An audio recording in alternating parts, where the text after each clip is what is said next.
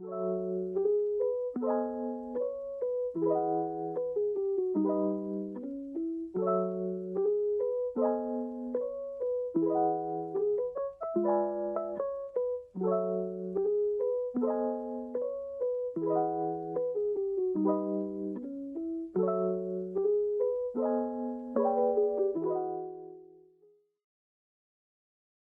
a pasar eh, a compartir mi pantalla.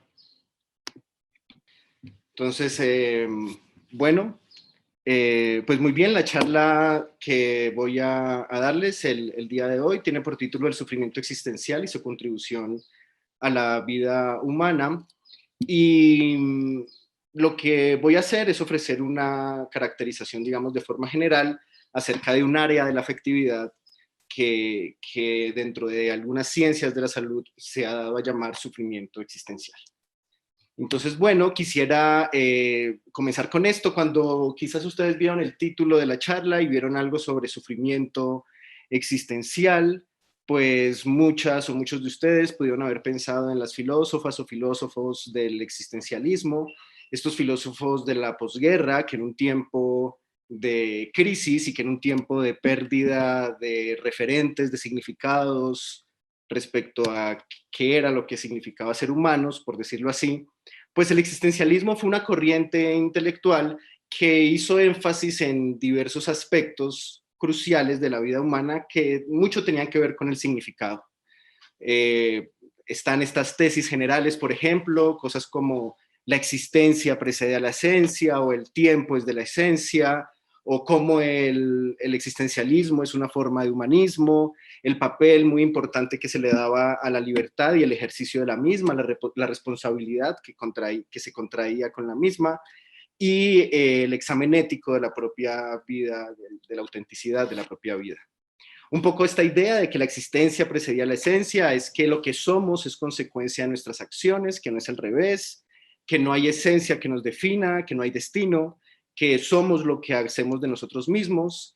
Esta idea de que el tiempo es de la esencia es que somos fundamentalmente seres con límites temporales y que esta mortalidad le da significado eh, al ser limitado el tiempo de vida. Este existencialismo también se enfocó en la búsqueda de la identidad humana, del significado personal, digamos en contraste o en contraposición con la sociedad de masas y con el sistema económico. Eh, Hacía énfasis en el significado de nuestra vida y cómo darle significado a nuestra vida es también parte de nuestra responsabilidad de cómo dependía del ejercicio de nuestra voluntad. Y bueno, todo esto lo estoy mencionando porque hay un área de la afectividad humana en la que las ciencias de la salud y de manera interesante, no todas las ciencias de la salud, sino ciencias de la salud que atienden pacientes al final de su vida, reconocen unas formas de sufrimiento que están relacionadas con algunos aspectos de la vida humana que estos filósofos existencialistas discutieron en su momento, y es quizás por ello a que esta forma del sufrimiento se le ha llamado sufrimiento existencial. Entonces, bueno, en especial, o digamos que esto ha tomado especial relevancia en buena forma, gracias al auge, a la forma en la que se ha afianzado de manera más importante en los sistemas de salud a nivel mundial el modelo de atención en cuidados paliativos. Este es un modelo de atención que ha hecho énfasis en la complejidad del sufrimiento de quien padece enfermedades crónico-degenerativas y del sufrimiento de quien está transitando al final de su vida. El modelo de atención de cuidados paliativos, digamos que encuentra un soporte conceptual en el concepto de dolor total. El concepto de dolor total fue una forma en la que Cicely Saunders, que es esta señora que está allí, ella fue fundadora, digamos promotora, ideóloga, y fue quien trabajó mucho en el diseño del modelo de atención de cuidados paliativos. Fue la forma en que ella describió la afectividad humana y el sufrir del paciente al final de su vida. Cicely Saunders fue una mujer extraordinaria, tuvo además una formación multidisciplinar bastante privilegiada. Ella comenzó haciendo estudios en ciencias sociales y filosofía en Oxford, luego estudió trabajo social, luego se hizo enfermera y por último estudió medicina. Digamos, pasada sus 30 años comenzó la carrera de medicina, se hizo médica y todo este tiempo estuvo muy concentrada en estudiar lo que pasaba con los pacientes al final de su vida. Ella hizo extensos registros de testimonios de sus conversaciones con las personas que habían sido sus pacientes. Y parte de lo que ella, digamos, conceptualizó a partir de todo esto es que el sufrimiento de los pacientes al final de su vida, pues, estaba lejos de ser solamente un sufrimiento de corte físico, sino que también este sufrimiento involucraba, pues, muchas otras esferas, una esfera psicológica, una esfera social y una esfera que podría llamarse existencial y dentro de la cual también estarían los elementos religiosos o los elementos espirituales. Un poco quiero contarles cuál ha sido mi trabajo allí, cuál es un poco mi objetivo aquí en este campo como filósofo, trabajando en el campo de las ciencias de la salud. Parte, digamos, importante de lo que me interesa es avanzar en la comprensión de lo que significa sufrir. Los cuidados paliativos, en su misma definición de la Organización Mundial de la Salud, están enfocados en prevenir y aliviar el sufrimiento. Digamos que esto lo hace ser muy interesante porque es un área de especialización terapéutica que se centra, al estar centrada en el sufrimiento, se centra en la experiencia del paciente. Y la experiencia del paciente es una experiencia compleja. Justamente esto es lo que captura este concepto del dolor total, y esto hace que la comunidad de cuidados paliativos sea una comunidad abierta y sea una comunidad receptiva a todo lo que pueda funcionar para sanar este sufrimiento multidimensional, y por eso ellos tienen, por ejemplo, en sus modelos de atención son multidisciplinarios y siempre involucran personal de psicología, de trabajo social, de fisioterapia, de nutrición, e incluso toleran a tener filósofos como yo por ahí alrededor. Entonces, digamos que mi trabajo filosófico, y esto lo voy a presentar un poco para que se entienda cuál es el tipo de proyecto intelectual en el que estoy. Yo sé que algunas de las personas que están aquí no son filósofas, tampoco algunas serán de ciencias de la salud, o algunas personas estarán solamente interesadas en qué significa esto de sufrir, pero digamos una de las cosas interesantes es también platicar qué podemos ofrecer nosotros como filósofos a disciplinas que no sean necesariamente las filosóficas. Digamos que parte de mi trabajo ha consistido en, por ejemplo, cómo se relaciona la dimensión más física del dolor y la relación psicológica, la dimensión psicológica. Sobre eso tengo este capítulo del libro en este libro sobre acercamientos multidisciplinarios a las emociones, pero también un artículo en la revista Dianoia de la UNAM y el Fondo de Cultura que aparecerá en el segundo semestre, en el que presento algunos argumentos filosóficos sobre cómo entender la experiencia del dolor más física, más nociceptiva, pero informada con evidencia del trabajo clínico que se hace, y también un texto en la revista de la Universidad de México, que es un poco más divulgativo, que aparecerá el próximo mes. Entonces, por un lado, digamos, parte de mi trabajo ha consistido en trabajar en aclarar conceptualmente cómo son estas relaciones. Luego, ya de entrar más de lleno en la Facultad de Medicina, lo que estaba haciendo es en aclarar en qué consiste esta forma de la afectividad a la que se refieren los paliativistas con el concepto del dolor total. Por un lado, tengo este artículo que salió el año pasado en la revista de Salud Pública de la Universidad Nacional, en el que hablo sobre la multidimensionalidad de este fenómeno. Y hay otro texto ahora que está en revisión, en el que ya no solamente hablo de cómo es multidimensional, sino cómo también hay unas relaciones holistas entre estas diversas dimensiones del sufrir. Entonces, bueno, esto lo quería contar para mostrar un poco cuál es el recorrido, digamos, que he hecho, y ahora qué es lo que quisiera hacer con ustedes en la tarde de hoy. Y eso es, digamos, concentrarme a hacer una aclaración de qué es o en qué consiste esta forma del sufrimiento, la que podemos llamar sufrimiento existencial, y que por supuesto no ocurre en un vacío, sino que ocurre en el marco de un sufrimiento, digamos, muy amplio que tiene dimensiones físicas, psicológicas y sociales. Entonces, el objetivo de la plática es ofrecer una forma de entender el sufrimiento existencial, es describir en términos psicológicos esa área de la afectividad humana. Ya vamos a ver en qué términos, digamos, son los términos usuales en los que se discuten o se describen este tipo de fenómenos en la filosofía de la mente contemporánea, sobre todo la que está más informada por evidencia empírica. Y una cosa que es interesante y sobre lo que me va a gustar hacer énfasis ahora al inicio, es que esta descripción está sujeta a un desiderata. Es decir, digamos, el trabajo filosófico aquí no solamente se trata de describir y ya, digamos, esto lo saben por supuesto mis colegas filósofos, esto más bien es como para hablar un poco de la metodología filosófica, sino que estas descripciones deben servir a ciertos propósitos o deben, sí, de cualquier forma, las construcciones conceptuales que hagamos, los conceptos van a ser herramientas y las herramientas van a tener unos fines. Por lo tanto, vamos a necesitar que las construcciones conceptuales que hagamos pues cumplan con unas ciertas características y estas ciertas características es a lo que vamos a llamar un desiderata, que no es otra cosa sino decir cómo vamos a constreñir, digamos, este aparato conceptual o esta manera conceptual de entender un fenómeno. Digamos, lo vamos a entender de una manera, pero vamos a plantear unas reglas que nos digan cómo lo vamos a caracterizar. Y entonces quiero compartir con ustedes el desiderata de esta descripción del sufrimiento existencial. Entonces, una primera cosa importante es que necesitamos que esta descripción del sufrimiento existencial sea lo suficientemente estrecho. Y estrecho, por estrecho quiero decir es que sea útil para las ciencias de la salud y las ciencias del cuidado.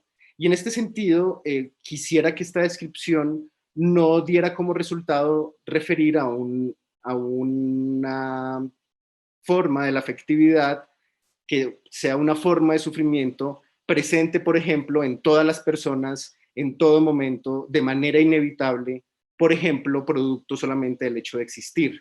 Digamos que una descripción así de lo que sería el sufrimiento existencial no sería lo suficientemente estrecha porque diría pues que todas las personas de manera inevitable permanentemente sufren existencialmente y no tendría, digamos, mucho sentido informar de esta forma en un modelo de atención en salud o en ciencias del cuidado. Así que debe hacer o debe referir o debe describir un fenómeno que sea lo suficientemente estrecho para que podamos identificar personas que sufran de esta forma y que la distingamos de las que no sufren de esta forma y que nos digan además en qué consiste para poder hacer también algunas decisiones respecto a lo que tiene que ver con intervención.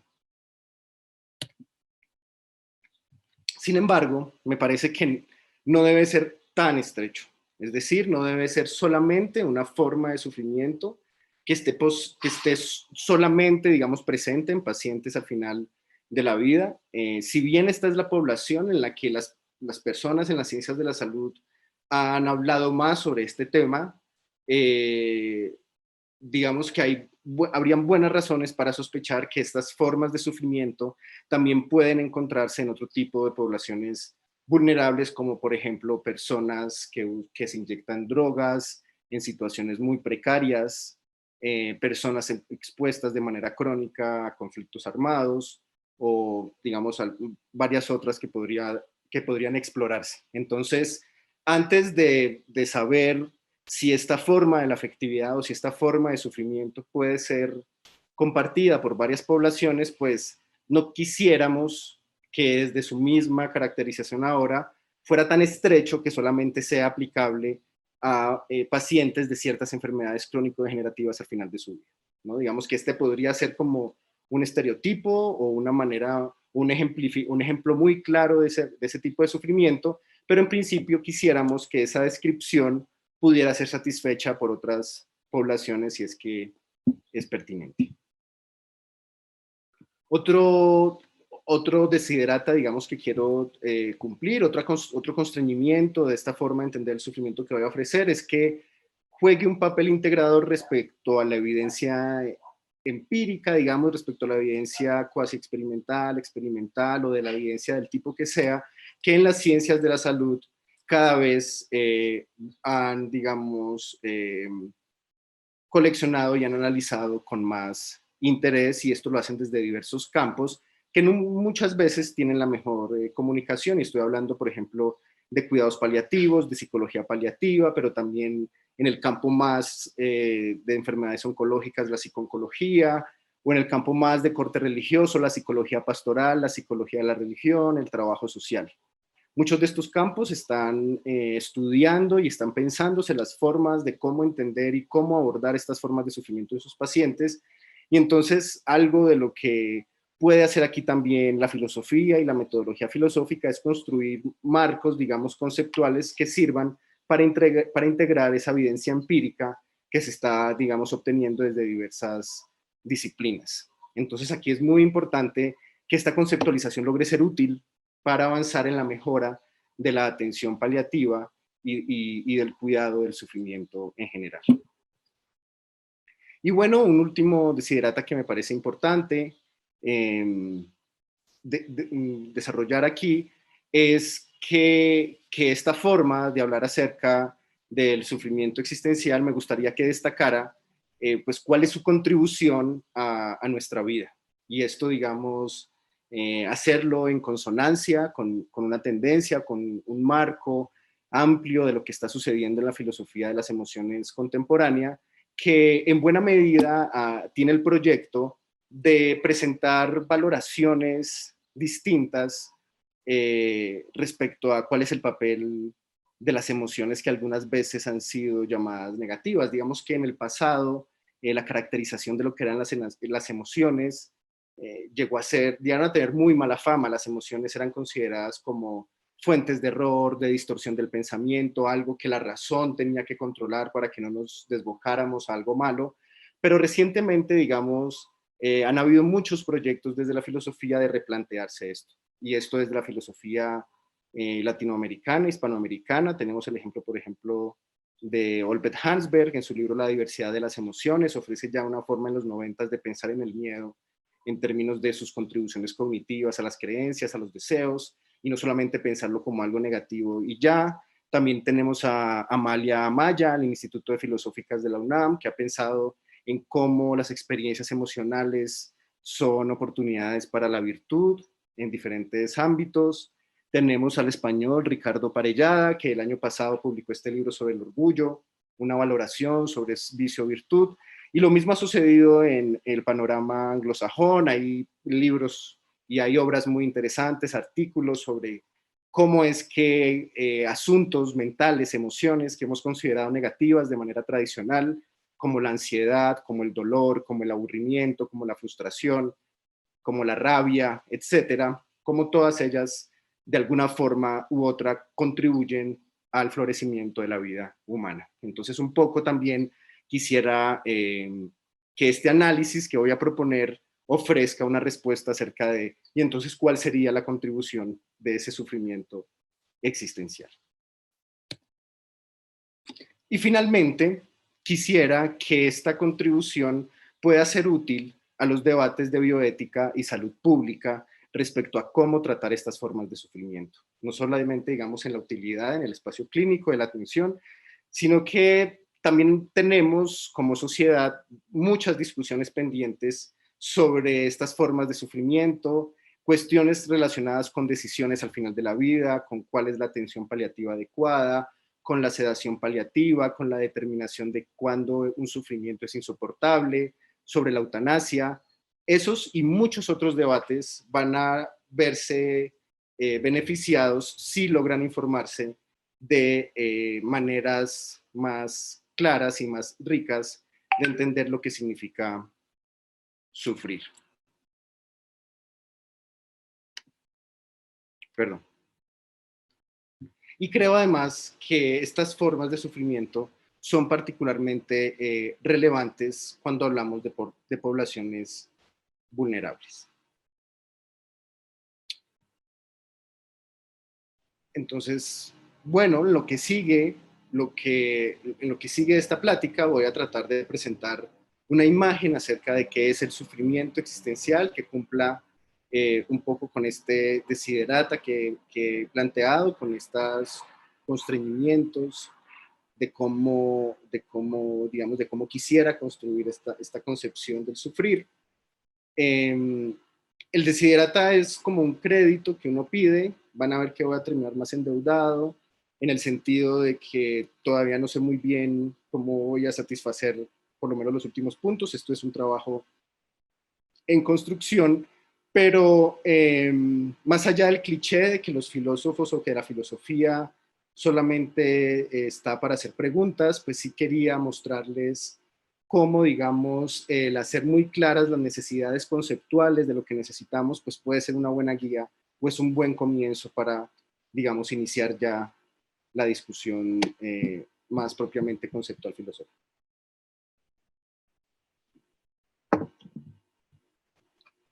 Bueno, entonces el plan va a ser el siguiente. En la primera parte voy a hablar acerca de 3 formas de sufrir y de modelos que han inspirado en la filosofía del sufrimiento contemporánea.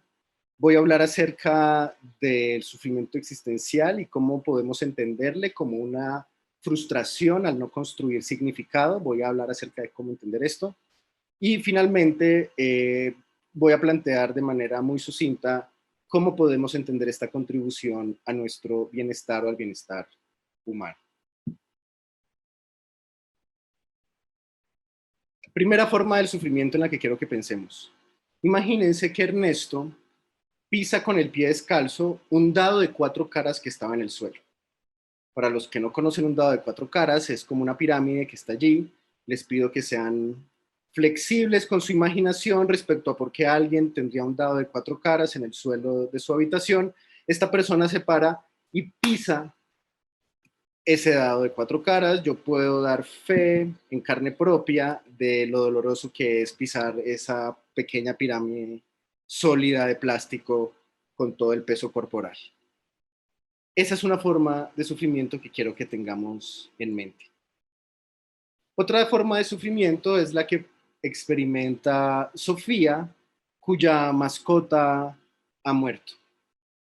Sofía está atravesando por una experiencia que la hace sufrir. Estas 2 formas del sufrimiento pueden pensarse de la siguiente manera. Por un lado, el sufrimiento corporal de Ernesto, que experimenta después de haberse lesionado, es un sufrimiento dirigido al cuerpo. Hay algo en el cuerpo que Ernesto quisiera que no estuviera. Hay algo que experimenta Ernesto que Ernesto quisiera no experimentar. Mientras que el sufrimiento de Sofía, quien ha pasado por esta muerte de su mascota, el sufrimiento de Sofía es más un sufrimiento dirigido hacia afuera. No es tanto como que haya algo en Sofía que le parezca muy desagradable a Sofía que esté, sino más bien Sofía, quizás sea mejor decir que Sofía preferiría que el mundo fuera de una manera distinta. Y esta manera distinta es que el mundo fuera de tal forma en que su mascota no hubiera muerto. Entonces, tenemos aquí un caso de algo que podríamos llamar un sufrimiento dirigido hacia adentro y algo lo que podemos llamar un sufrimiento dirigido hacia afuera. Estas formas de sufrimiento encuentran discusión en la filosofía de las emociones y casi que ya podemos hablar de la filosofía del sufrimiento como una subespecialidad. Michael Brady tiene una forma de entender qué es el sufrimiento que particularmente explica bien este tipo de sufrimiento como el que estamos diciendo dirigido hacia adentro. Mientras que Antti Kaupinen, en un capítulo de este libro muy reciente también, ofrece una forma de entender el sufrimiento que de alguna manera captura mejor esta manera de concebirle como un sufrimiento dirigido hacia afuera. Voy a referirme brevemente a estas 2 maneras de entender el sufrimiento. Brady propone la idea de que sufrimos cuando experimentamos algo desagradable que no deseamos. De alguna forma, su teoría es una teoría compuesta sobre la estructura psicológica de quien sufre y está compuesta porque está compuesto de una experiencia desagradable y de un deseo adverso de que esa experiencia no estuviera allí. Eso explica, por ejemplo, por qué no todas las experiencias desagradables son casos de sufrimiento. Tenemos, por ejemplo, el caso de dolores que podemos experimentar. Piensen ustedes cuando apretamos nuestro dedo con la punta de una pluma, sentimos un dolor, pero no diríamos que sufrimos por este dolor. Y es porque tenemos la experiencia desagradable, pero todavía quizás no tenemos esa otra parte, que es ese deseo adverso. Esta concepción de Brady acerca del sufrimiento como una experiencia desagradable, acompañada de un deseo que no quisiera que esa experiencia estuviera ahí, está, digamos, enmarcada en una forma particular de entender las emociones y de entender lo mental, que ha sido bastante dominante en la filosofía de la mente contemporánea de las emociones, y es la teoría intencional de la mente, que ha tenido sus exponentes en la teoría intencional de las emociones. Y un poco, digamos, una tesis central de esta forma de entenderles es que las emociones son acerca de algo. Y digamos que estas formas de entender las emociones vía su intencionalidad, que es, digamos, esta propiedad mental, pues ha sido rescatada desde estas perspectivas que han buscado, digamos, explicitar cuál es el papel, cuál es la contribución de las emociones a las personas. Y en buena medida aquí, por ejemplo, en este fragmento que traigo de Hansberg del 2017, dice lo siguiente, dice, las emociones desde esta manera de entenderse, pues nos permiten entender, desde esta manera de entenderse nos permiten entender cómo es que las emociones orientan al sujeto que las tiene, digamos, hacia qué los mueve, hacia qué cuestión del mundo, hacia qué cuestión de las otras personas hace que se fije su atención, por ejemplo, sobre qué cuestiones del mundo operan. Pensemos, por ejemplo, que el miedo, digamos, hay un grupo de teorías que son las perceptivistas, por ejemplo, que describen más esta relación, dan más detalles y la asumen como una relación de percepción, pero un poco, digamos, el espíritu es que el miedo está allí para percibir, alertar, ofrecer una buena respuesta a el peligro. El enojo pues tendría todo este papel de poder tramitar las respuestas que el organismo debe dar a la agresión. La tristeza debería, digamos, enfocar al organismo y ayudarle al reacomodo cognitivo que viene con la pérdida.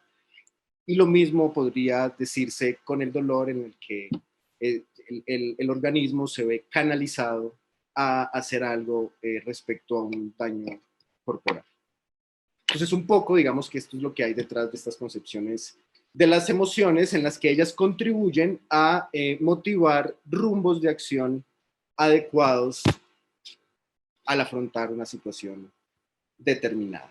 Entonces, digamos, así es como sería la teoría intencional del sufrimiento de Brady. Hay un dolor en el brazo izquierdo, que sería un estado dirigido a algo que sucede en el brazo, y luego hay otro estado que está dirigido a ese dolor, y es lo que constituye el sufrimiento, esas dos cosas a la vez. Entonces, para resumirlo, lo que va a decir Brady es que el sufrimiento es una experiencia desagradable no deseada. El tema, como lo decía yo al principio, es que esta descripción del sufrimiento, el sufrimiento como una experiencia desagradable no deseada, si bien parece acomodarse muy bien para la experiencia de alguien que se lastimó el pie con una ficha de Lego, pues no parece capturar del todo lo que ha sucedido en otras experiencias del sufrimiento. Y es un poco bajo esta crítica que Antti Kaupinen, que es este filósofo al que voy a referirme, formula su manera de entender el sufrimiento. Por supuesto, no es el primero que ha dicho algo como eso. John Hick, que es un filósofo de la religión, de los filósofos de la religión más relevantes del siglo XX en la tradición analítica, propuso algo como esto, dijo: sugiero que por sufrimiento nos referimos a un estado de la mente en la que deseamos violenta y obsesivamente que nuestra situación fuera otra. Entonces fíjense que aquí no se hace referencia a algo que esté dentro mío, en mi mente, como una experiencia, sino más bien algo que está afuera, que es que la situación fuera distinta. Lo que se quiere es que la situación fuera distinta, y a esto me refiero yo en esta imagen de la chica que está caminando y que ha tenido la pérdida de su mascota. Quizás va caminando y pasa por una bicicleta en la que tal vez su mascota, siempre que pasaba por ahí, aprovechaba para hacer pipí. Y es eso, esa cosa fuera en el mundo, esa situación, es un poco lo que está, digamos, en esta experiencia del sufrimiento. No es algo que ella sienta que está mal dentro de ella, sino que es algo que ella siente que está mal afuera, y es que ya no está por ahí su mascota para hacer lo que hacía. Kaupinen hace énfasis en que el sufrimiento transforma el mundo de quien sufre, y que sufrir consiste de una manera muy importante en concebir de forma negativa la situación en la que se está.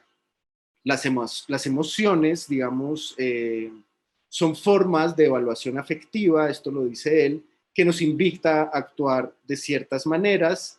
Es una concepción, digamos, más cercana a lo que nos han enseñado las personas que se dedican a estudiar la cognición desde una perspectiva enactiva, en la que, digamos, ser un organismo cognitivo es hacer cosas con el ambiente, y entonces las emociones pues nos invitan a actuar en el medio en el que estamos, digamos que se hacen énfasis en estos aspectos, y de alguna forma el sufrimiento es la concepción, dice Kaupinen, de que nuestra situación es mala. Lo registramos de esta forma, además como con el deseo de que fuera distinto, pero además, dice él, hay un tercer, digamos, aspecto, y es que se percibe que no se puede hacer nada para lograr un cambio, y es allí donde se sufre, porque si se percibiera que sí se puede hacer algo para lograr un cambio, pues más bien esto daría como producto una intención y algo se haría. Un poco me parece que es la intuición que hay en el fondo, sino que gracias a que hay una percepción de que el cambio no es posible, es donde aparece el sufrimiento, y me parece que es un rasgo muy interesante para tener en cuenta. Entonces, bueno, les decía que hay estas dos formas de sufrimiento que son muy distintas. Pensemos en un sufrimiento corporal y pensemos en un sufrimiento como, digamos, de una pérdida, de un luto, como el de alguien que pierde a su mascota. Y les decía yo que estos dos casos pueden pensarse como casos ejemplificantes de dos modelos en la filosofía contemporánea del sufrimiento acerca de cómo entender estos fenómenos.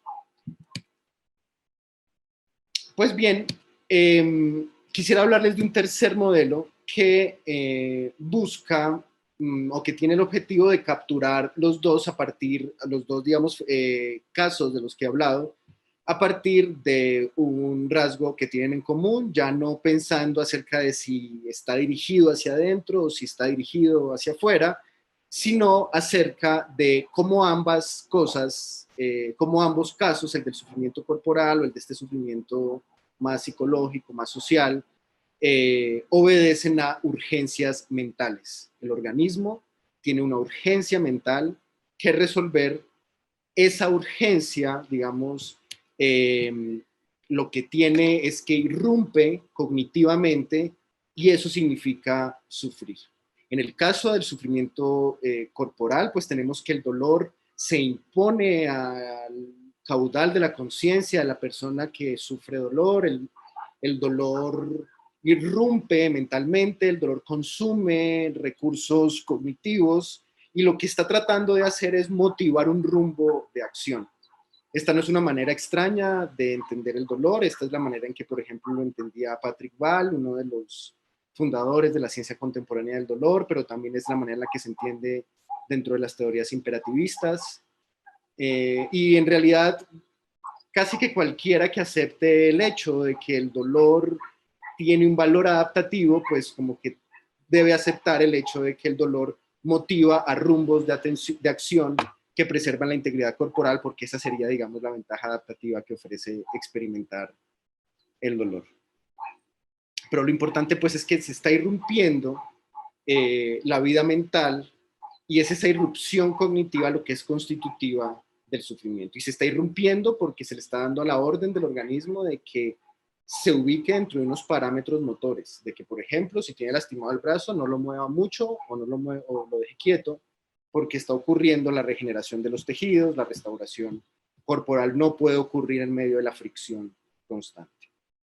En el caso de este otro tipo de sufrimiento, más emocional, más social, más psicológico, una buena manera de verlo es que la irrupción cognitiva ocurre porque se están integrando nuevas creencias y nuevos deseos a ese sistema, digamos, de creencias de la persona.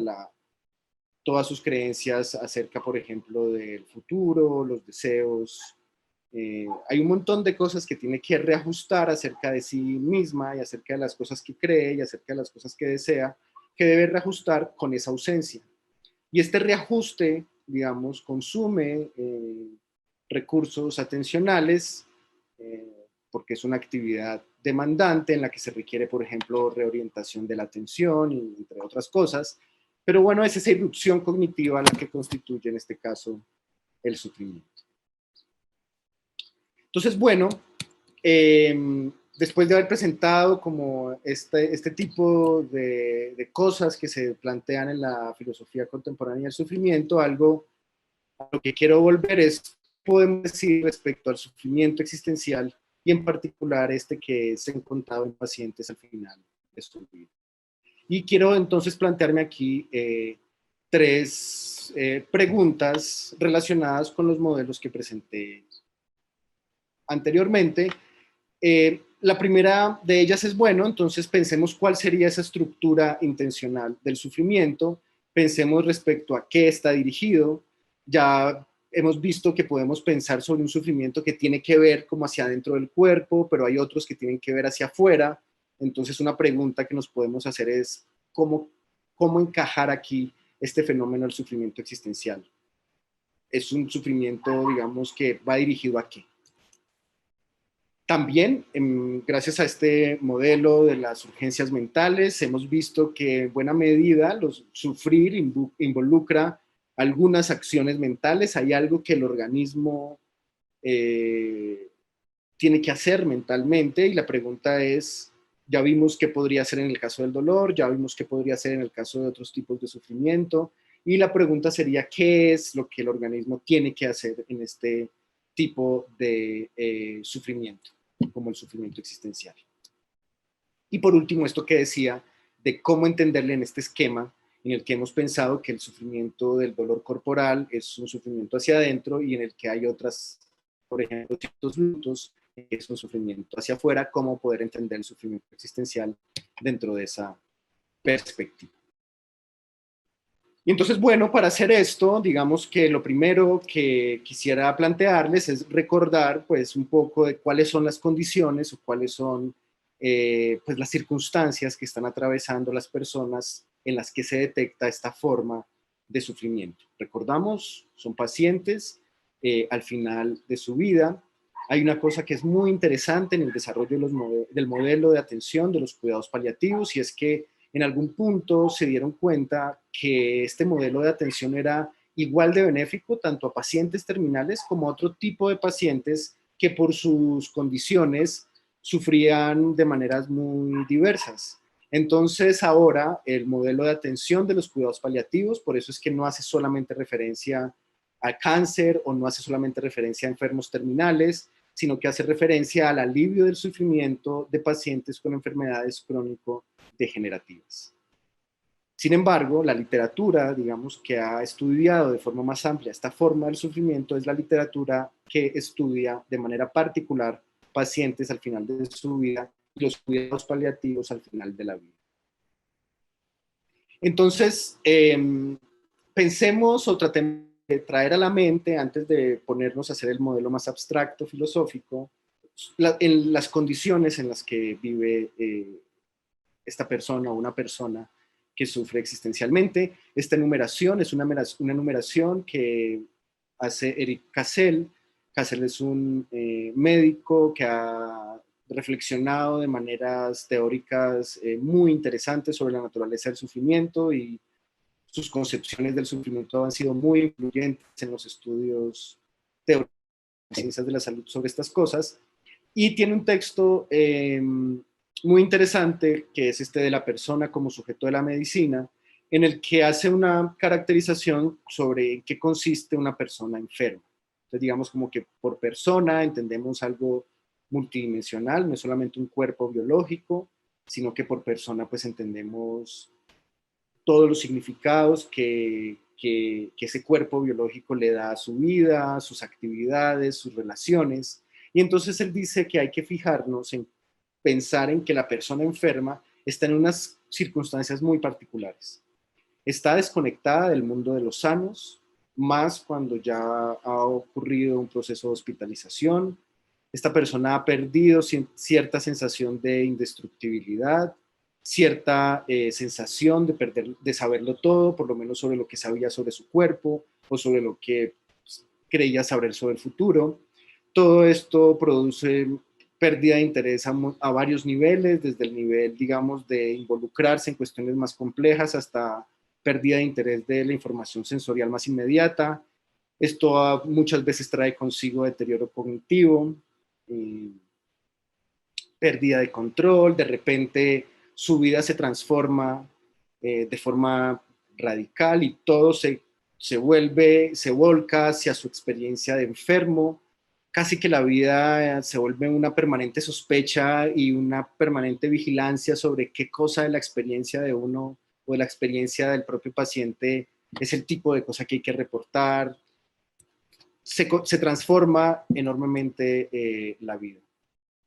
He traído para ustedes, para poner en consideración y para que pensemos sobre estas formas del sufrimiento, un par de instrumentos que se han utilizado para detectar diversas formas de sufrimiento al final de la vida, y funcionan como taxonomías.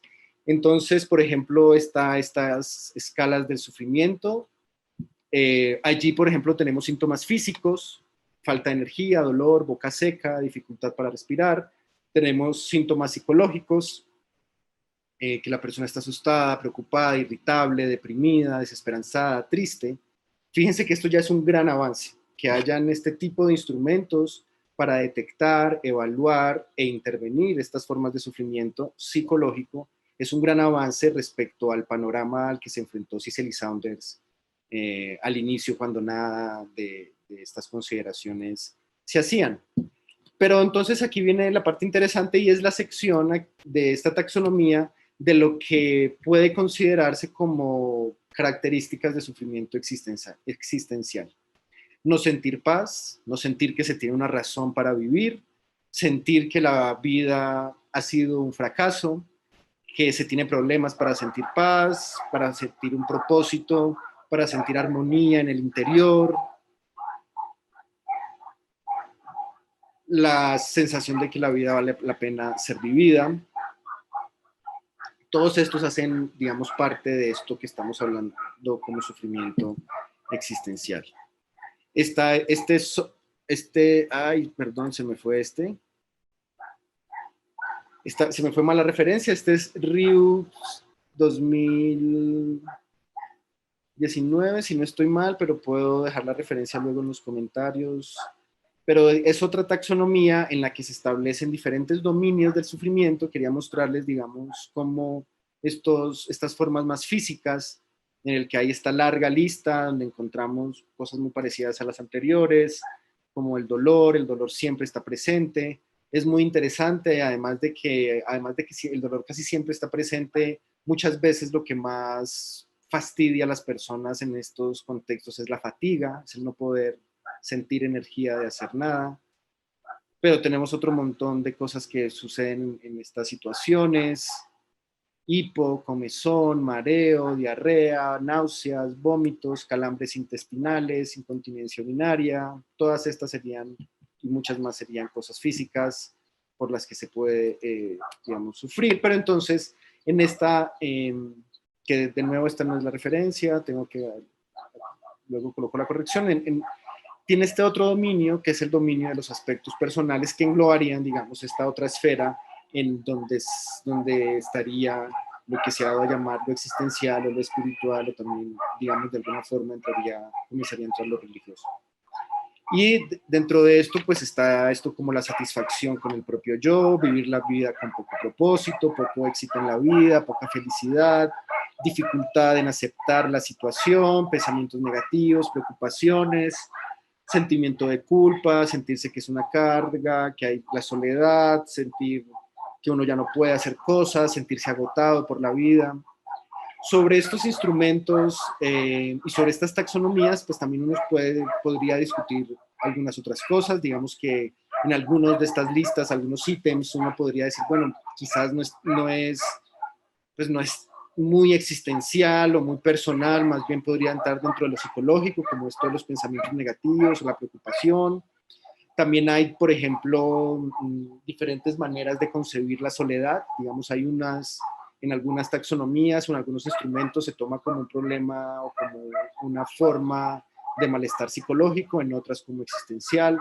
Entonces, digamos que comenzando por allí, ahí habrían como cuestiones conceptuales interesantes que discutir, pero en este punto, sobre todo lo que me interesa es mostrar qué es más o menos, o cuál es, digamos, el fenómeno afectivo general con el que más o menos, digamos, se relaciona esto del sufrimiento existencial, porque digamos que un poco la idea va a ser proponer una manera de caracterizarle, digamos, que es tentativa y que es más bien en este momento una hipótesis de trabajo sobre la que estoy trabajando. Entonces voy a comenzarles a contar ya qué es lo que creo que es el sufrimiento existencial, sobre la estructura intencional respecto a qué va dirigido, con qué actitud va dirigido hacia ese objeto. Creo que el sufrimiento existencial es una forma de frustración, pero hay que decir más acerca de esto. Es una forma de frustración y voy a traer a colación una forma en la que un filósofo, Andreas Elpidorou, ha propuesto que se entienda la frustración. Este es uno de sus libros recientes del año pasado, Propelled, traduce como empujado, ¿no? Y un poco la idea de él en este libro es que emociones o estados afectivos como el aburrimiento o la frustración nos empujan a hacer cosas que contribuyen a nuestra realización personal. Entonces, dentro de esta manera de entender la frustración, es un estado motivacional que nos empuja, que nos energiza a completar cosas que son importantes para nosotros. Y en este sentido, para los que son más cercanos a la filosofía de la mente, es un estado mental similar a los deseos. Digamos, no es un deseo, no es una forma de deseo, sino que tiene esta estructura que los filósofos de la mente le llaman como similar al deseo, desire-like, y es que como con los deseos, digamos, tiene esta similitud, y es que la frustración se satisface cuando el mundo cambia de cierta manera en la que la mente quería, así como en el sentido de los deseos. Pero la frustración, por supuesto, que tiene otras connotaciones. Estas son algunas de las cosas que nos cuenta Elpidorou en este libro, que les recomiendo, es muy interesante. Nos habla, por ejemplo, de cómo la frustración, digamos, sin ella permaneceríamos pasivos frente a la decepción o frente a las dificultades, porque no tendríamos ese empuje para persistir a pesar de que hayan cosas difíciles por hacer. Y esto, digamos, que también se dice a partir de pues ciertas cosas que se encuentran en la literatura psicológica de la motivación. Por ejemplo, la motivación de montañistas, se ha escrito mucho sobre esto. Por ejemplo, frente a la pregunta de qué es lo que hace que alguien emprenda la tarea de enfrentar subir una montaña muy alta como el Everest o como el K2, pues lo que encuentran los investigadores es que muchas veces las respuestas son simplemente como, pues porque ahí está. Y en el fondo es una forma de decir, es porque me frustra el solo hecho de que esté. el Everest, dice Epidoro, es una manifestación de un reto subjetivo. La existencia del Everest, el que exista, digamos, una altura tal, frustra y compele a quienes se sienten llamados por ese reto, que no somos todos, por supuesto. A mí no me compele en absoluto que exista una altura de esas, no me genera ninguna frustración, pero hay quienes sí, y por esto, digamos, la frustración se conecta en muy buen sentido con el valor, nos frustra lo que resulta valioso para nosotros, y uno sí puede, digamos, en un momento de autorreflexión, en otro espacio, cada quien podría preguntarse por qué se dedica a lo que se dedica, y podrá quizás encontrar cómo sus frustraciones, digamos, de alguna manera son motivacionales. Entonces, hasta ahora lo que he dicho es que el sufrimiento existencial, digamos, tiene una estructura intencional similar a la frustración. Es un estado motivacional que nos energiza a hacer algo difícil y algo que es un gran reto. ¿Y qué es ese algo difícil y qué es ese gran reto que estamos frustrados al no lograr en el sufrimiento existencial? La elaboración de significados.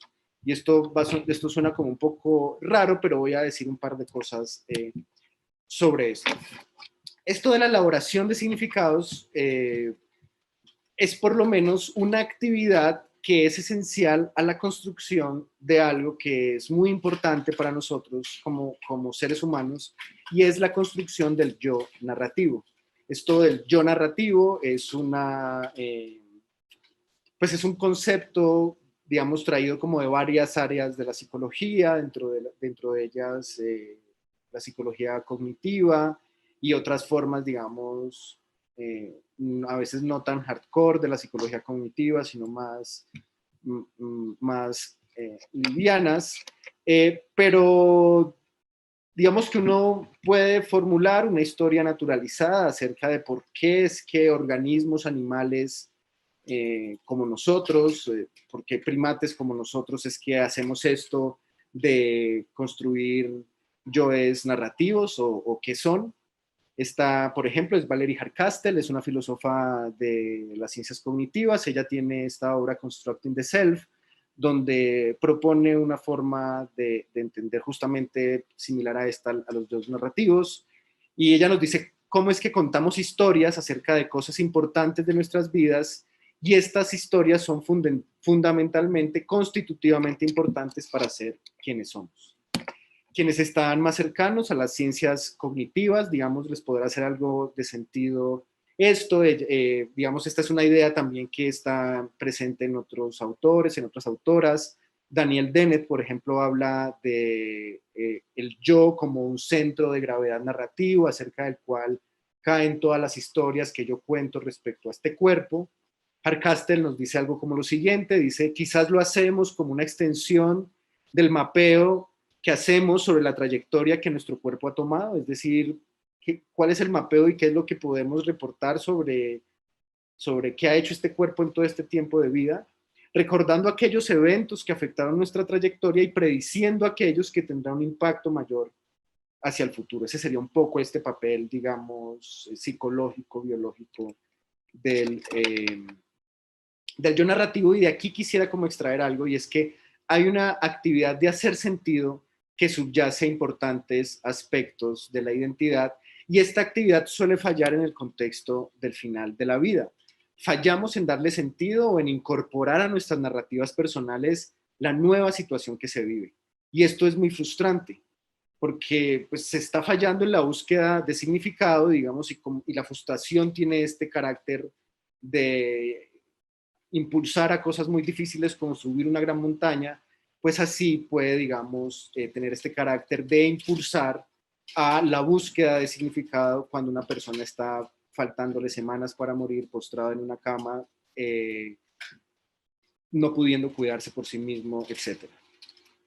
Lo importante, y una cosa que es muy interesante, es que justamente dada esa frustración y dada esa energización para esta tarea, aparece, digamos, una oportunidad de reconstruir y de renarrar aquello que es importante, y por eso es que estas experiencias en algunas ocasiones logran ser transformativas en sentidos positivos.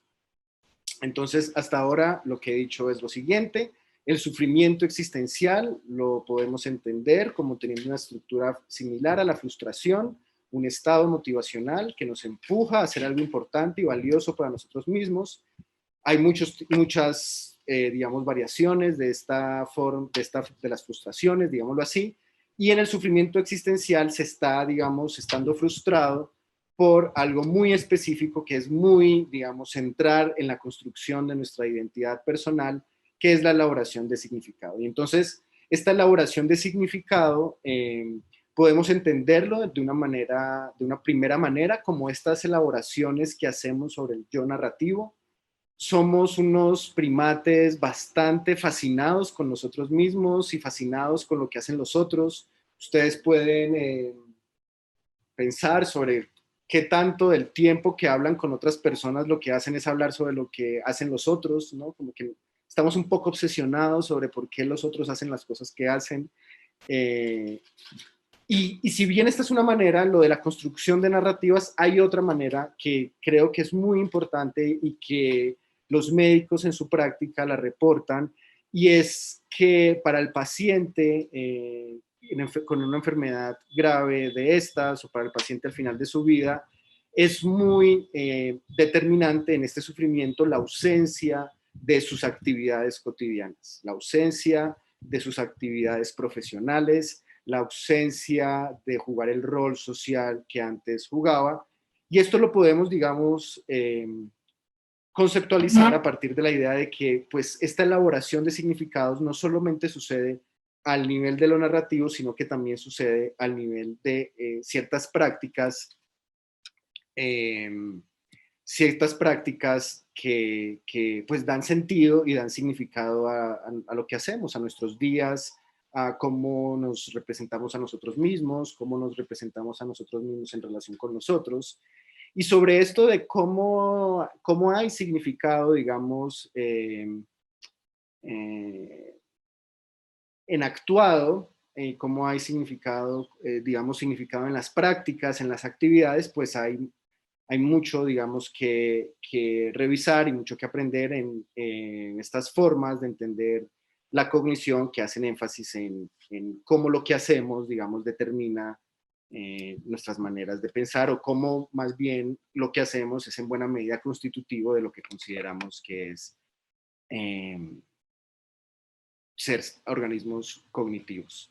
Entonces, bueno, digamos, esto nos deja también con el asunto de, bueno, y entonces esta es una forma de sufrimiento que era como el sufrimiento corporal como hacia adentro, o era como el luto, que es como, o la ausencia, la pérdida, que es como hacia afuera.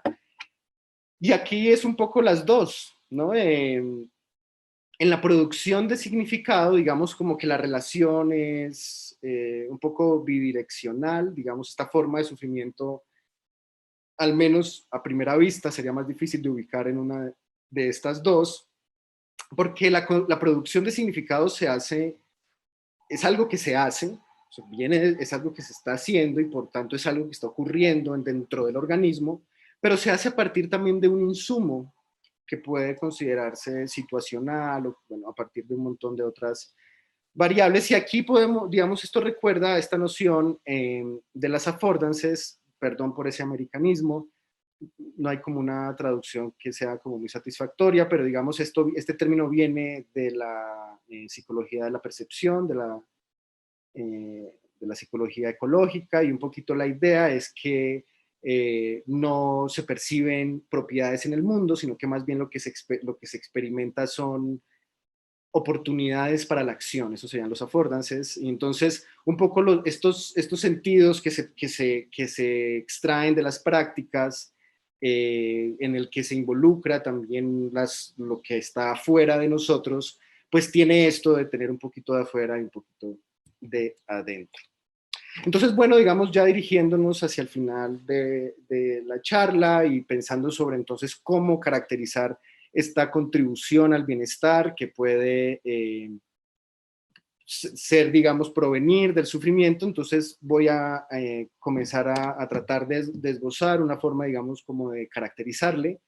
Entonces podemos decir que el sufrimiento existencial es la urgencia, y por eso es, digamos, es disruptivo en la cognición, por eso es que jala recursos atencionales, por eso es que fastidia, por eso es que es desagradable, porque irrumpe en la vida mental. Irrumpe en la vida mental porque el organismo quiere hacer algo que no está logrando hacer y es la construcción de significado. Y esta construcción de significado lo puede hacer por dos vías, que es la elaboración de narrativas personales o la realización de prácticas que den sentido. Entonces, un poco así como el miedo nos alerta del peligro y nos canaliza hacia ciertas respuestas para protegernos, para evadir, así como el enojo nos alerta de las agresiones y nos colabora para estar listos, el sufrimiento existencial nos pone de manifiesto la necesidad de darle significado a la experiencia de vivir. Y cuando digo nos pone de manifiesto, pues puede que no seamos nosotros porque tal vez no hayamos experimentado estas formas de sufrimiento, pero por lo que vemos en la evidencia empírica de las formas en las que se sufre en esas condiciones, pues ahí podemos entender que sí está esa necesidad, al menos en ese periodo vital. El sufrimiento existencial nos arroja una tarea difícil, es esta urgencia de la construcción de significado en un entorno difícil, pero a la vez nos energiza para ello y es por eso que tiene esta similitud con la frustración. Quisiera ir ya hacia las conclusiones.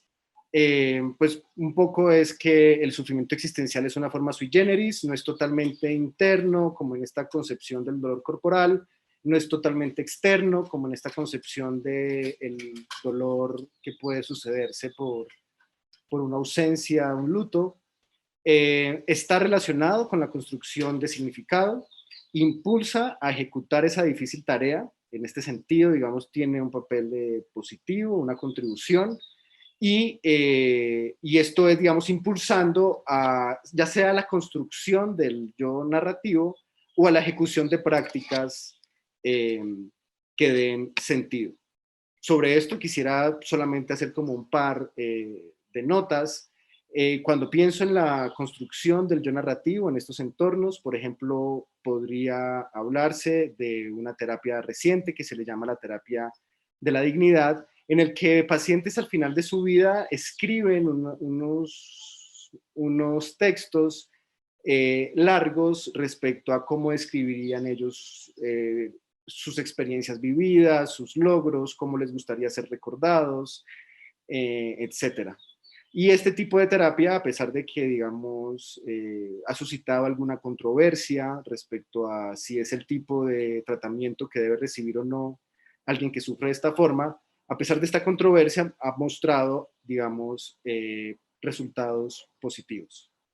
Respecto a la ejecución de prácticas que den sentido, solamente para cerrar con un ejemplo, en esta semana teníamos una conversación con un médico psiquiatra respecto a pacientes con demencia, y los pacientes con demencia pues van perdiendo, digamos, muchas de sus capacidades, incluso las capacidades más básicas para elegir qué comer, y entonces darle sentido a sus actividades más cotidianas es muy difícil, pero este psiquiatra nos hablaba de cómo se puede, digamos, ir hasta el punto de facilitar las cosas, digamos, incluso hasta el punto de llevarle al paciente un pedazo de una comida y un pedazo de otro para que pueda escoger, y esa práctica, digamos, de elección, muy facilitada, digamos, desde quienes ofrecen los cuidados, pues ya es una práctica que ya comienza a dar algo más de sentido y también se toma como muy positivo. Pues bueno, como les planteé al inicio, hay todo un desiderata sobre este proyecto de conceptualizar así el sufrimiento existencial. Trabajo, digamos, que tengo por delante una vez pensado sobre estas cosas es cómo sugerir, digamos, algunas consecuencias para los modelos de atención. Ya, digamos, si pensamos o si concebimos al sufrimiento existencial como una suerte de frustración respecto a la no elaboración de significado, ¿qué podemos, digamos, qué lecciones podemos extraer de ellos para los profesionales de la salud que se enfrentan cotidianamente con estos pacientes?